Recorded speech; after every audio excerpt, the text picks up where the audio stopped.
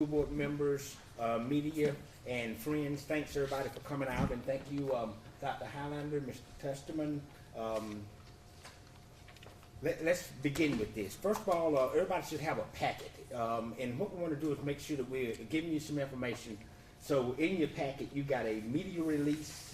You're also going to have the statements that I'm going to be talking from, so it'll give you a gist of what I'm going to be saying.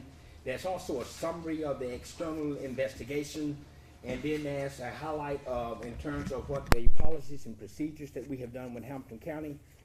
And also in your packet, there's a one-pager that has the Oveus trained schools, and Oveus is a training model that we use here in Hamilton County. And also you have the report. For those of you who have received the report last night, on the back of your media release, there is another link that has this report, and we would ask you to use that report because we do not want to have any information that may allow you to identify a student. So that would be the most appropriate one, even though you may have received one. Nothing has been changed in the report other than to make sure that you cannot identify any of the students. So with all that being said, I will start with some remarks. And so let me make these remarks. As superintendent of Hamilton County, my top priority is to ensure that all of our students, all 43,000 plus in Hamilton County schools, will have the best learning environment possible and providing a meaningful educational experience for our students and your children. When I work as educators is success, the measuring stick as to whether we have been successful is going to be whether we provided an opportunity for every child in Hamilton County to be successful. And that can be in a lot of different places. That can be in the classroom, that can be on the athletic fields, that can be also be in extracurricular activities. But we want to make sure that all students have the opportunity to be successful. Much of our educational work occurs in the classroom, but there are a number of activities that occur outside of the classroom, and those activities are really valuable. I can remember the activities that I had when I was going through school. They were so valuable to me that really shapes the lives of our students, and we strive to do the very best that we can to create those activities. An incident last year involved several students at Ooltewah High School's varsity basketball team and resulted in one student suffering an unfortunate injury. And let me say, I am truly sorry that that child was hurt. Let me say it again, I am truly sorry that that child was injured. So I want everybody to understand that that is my feelings, and that is the feelings of all of the people that are gathered here with me. After the incident, the Hamilton County School Board authorized an external evaluator to investigate the incident and provide a report. And that is the reason that we're here today. That report is now complete, and the report was shared with the school board last night, and the school board voted to release it, and so we're releasing that report to you and want to make sure that you have it in print copy, and also you can get it electronically. From the report, there are lessons to be learned, and yes, there are definitely lessons to be learned, absolutely. As the leader of our public school system, we're at a point where we can never stop learning. My staff and I embrace the report. This is not something that we're going to shy away from. And we're working on additional ways to offer greater awareness and accountability for the issues centered around bullying, hazing, and sexual harassment. When our parents choose to send their students to Hamilton County schools, they should expect confidence that the environment is safe and the learning experience is going to be excellent. And that is what we're striving to provide. This report was conducted with the full cooperation of the school system and Ooltewah High School's administration and administrators. But let me also add, this report has an independence to it so that the investigator could follow the acts and follow the facts wherever they may have led the investigator. We did not want to influence this report. There are areas in the report that recognize some shortcomings in training and oversights, while at the same time noting policies and procedures that were in place and were initiated after the December the 22nd incident. As a team, we're developing and working to create strategies to be more consistent in our approach and our application that we do with students each and every day. This report provides us an opportunity to enhance our practices, provide better support, safety for all our students moving forward. There are recommendations in the report. There are 22 recommendations that you'll find in the report. These recommendations will serve as a guide to provide ongoing monitoring and better development of best practices here within our school system. While this has been a very difficult time for all of us, I believe we will be better positioned in the future by having taken the right actions in the right training paths to create greater awareness, appropriate behavior, and encourage the sharing of a timely information. Those are my statements. Dr. Highlander, who is the representative from District 9, will make statements, and then Stacy Stewart, Zach Brown, and myself will entertain any questions that you may have. So at this point, I will ask Dr. Highlander to come forward. Thank you, Dr. Kelly. I do very much appreciate Dr. Kelly's statements and his desire to communicate with the public. It's very important. Like all of us on the board, we agree with Dr. Kelly, and we certainly hate that the incident happened. No one hated it worse than we did. We were appalled, and we are thankful that we are working through it. This has been a very difficult time, as Dr. Kelly said, for the board, for the school system, the board, everyone. We have learned a great deal from it, and we hope never to go through something like this again. Let me say, at no time have our principals, our teachers, our administrators lost focus on what is really important, and that is the molding of young lives. We are still very, very concerned for that. I do appreciate the work that Ms. Bullard did, and on behalf of Mr. Tester and my other fellow board members, we thank her for the time that she spent and the very thorough investigation that she made to help us understand this incident a whole lot better. Kirk, his team, and the board are taking steps to make sure that her recommendations are followed through, as you heard from him. And we want to be sure that there is transparency and accountability in the future. Thank you so very much. Thank you, Dr. Highlander. And again, thank you, Mr. Testament, for being with us.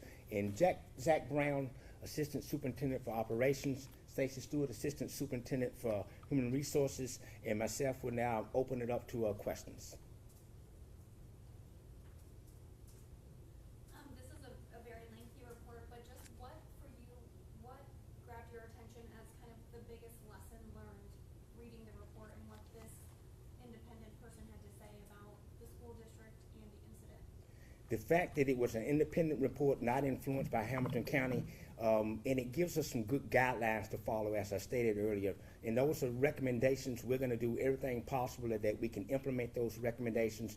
The follow-up, the monitoring, the quarterly reports that we will be providing to the board. This is going to bring an awareness to all of us. And some of the stuff that we've already done to make changes, like, for instance, I have on my placard here the information to be able to report.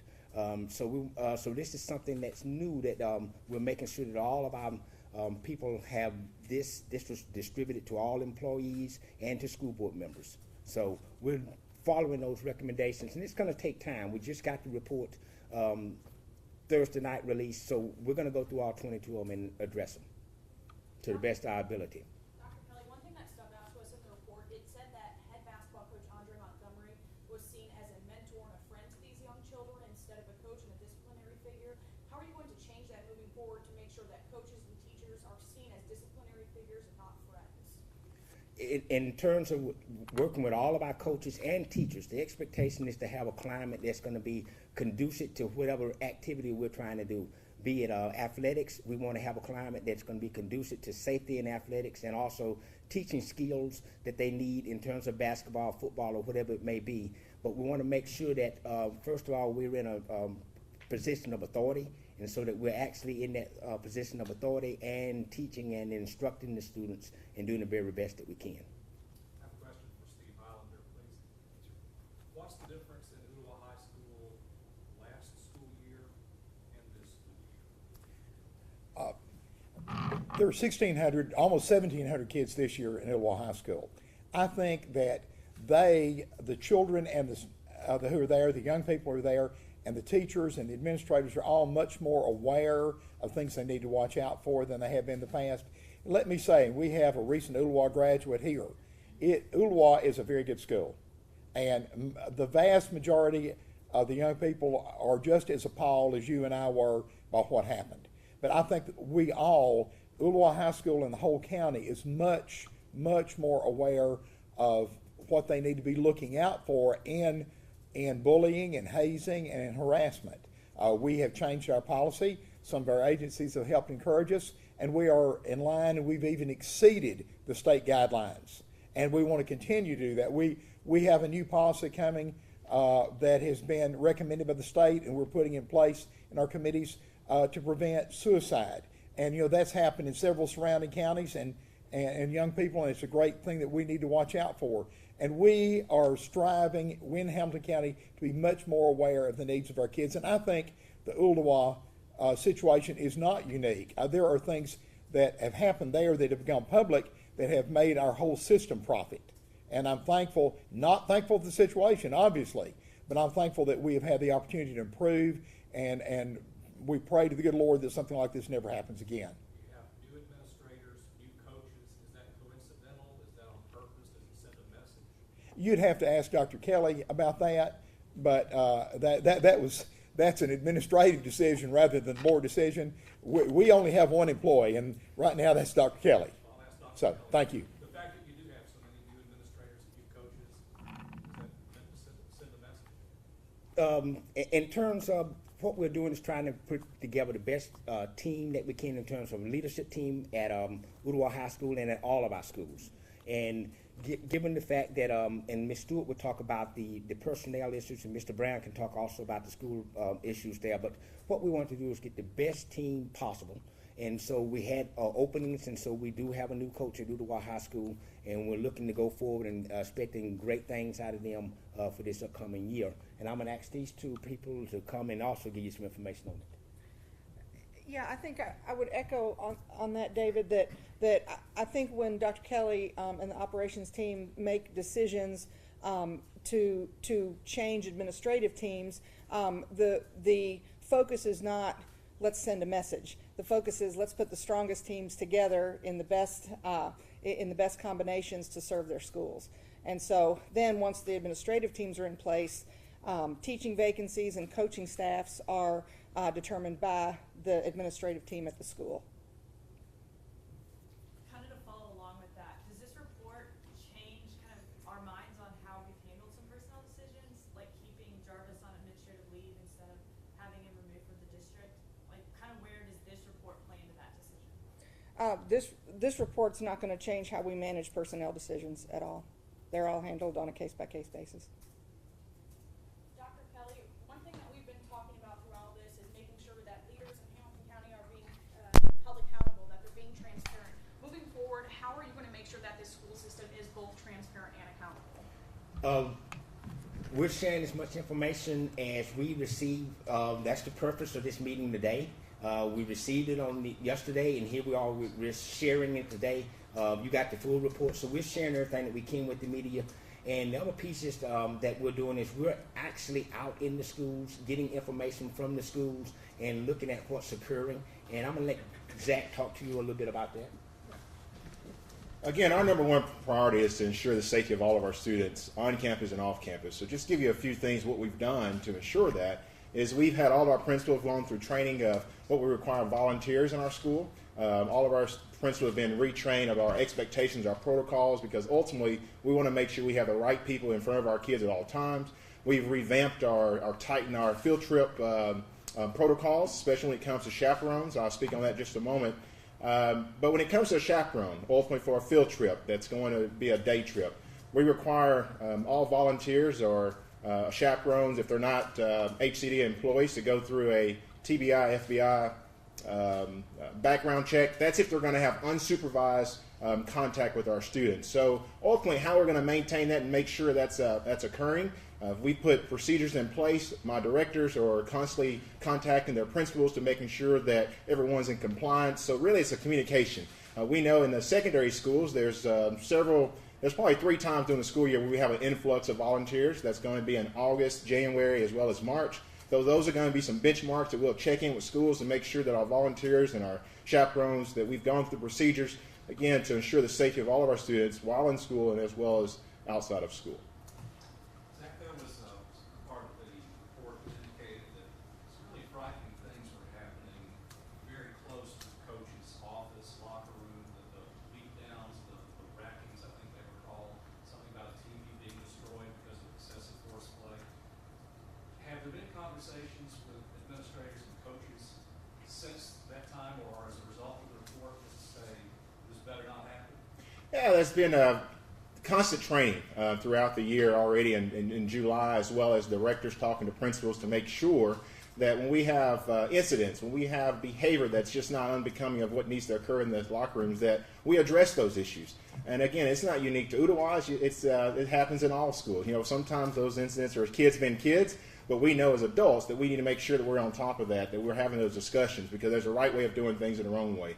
So the way we maintain our, to stay on top of that, is it become bullying or hazing, is to have the communication. We expect our coaches not only to form relationships with our students, but also to be the authority figures in our lives at school. So it really, David, just goes to the point of constant communication. Let's make sure we don't look the other way. Let's make sure we address issues. And if it is horseplay, bottom line is we all know that horseplay can go to another level. So by communicating and conversating and talking with our young people, we'll have that safe environment. What does the training look like for all of these people who were previously not trained, or maybe not trained as much as should be based on this report? Is it in, PowerPoint slides or hands-on training? What are they expected to do now? Yeah, I'll give you an example of, again, Dr. Kelly addressed earlier that, we're just still digesting the report. We're still going to implement new things going forward, but some things that we've done and to revisit again is for our volunteers. Ultimately making sure they have the proper training. We have emphasized to our principals to make sure that, I'll use a sports as an example, if they're going to be part of our sports teams, that, TWSWA requires a specific training that the personnel needs to go through. Again, that talks about how to be a coach, what should a coach, expectations. We're now looking at, with the National Federation, another program of really training coaches on how to detect hazing and bullying and what's the expectation. So we've yet to unroll that, but we're going to do more and more to make sure that our people are well informed and how do we address those issues. But I will say at the end of the day, it's all about communication. It's all about talking with our young people. It's all about talking to our employees and our non-employees that's working with our kids. I have a message or a question for either one of the school board members. In your opinion, either Mr. Testerman or Dr. Howler, what was the number one thing that went wrong that allowed the Ooltewah incident to happen? Either one, I don't care. I think what went wrong, in my opinion, has been part of what we see as in the breakdown of young children, especially high school age children, and their contact with influence of media, the influence of violence in our culture all over. I do not believe that any student would go to a basketball retreat with the intentions of this happening. And what we have is we have allowed a culture to develop that's on the fringe, and it's a violent culture. And the school system has to adjust to it, just like society has to adjust to it, just like police officers are adjusting to each day that we hear of violence being committed on our streets. Our culture is changing, and it requires us to try to get in front of it to make our students safe. Elementary folks are here too. This goes to elementary teachers and elementary principals, and even to students there. Bullying begins quite early, and we need to learn to recognize it for what it is, and we need to have skills. We need to have strategies that we can employ as adults and educators that are going to help recognize this. A lot of what takes place as teenage adults started as young elementary age children, and we've got to learn to deal with this in a way that's going to be productive and not let it become such a consuming event that comes close to destroying an entire school system.